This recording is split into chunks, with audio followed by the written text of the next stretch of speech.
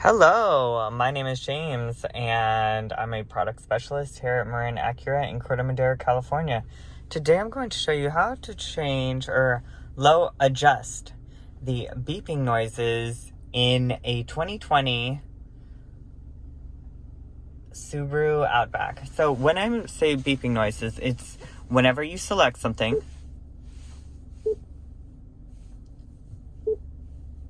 you can hear that beeping. Now, to adjust those settings, we will go into Settings, Sound, Beep Sound Volume, and we can turn that down to 0. And now, as you see, as I select different things, that noise is off.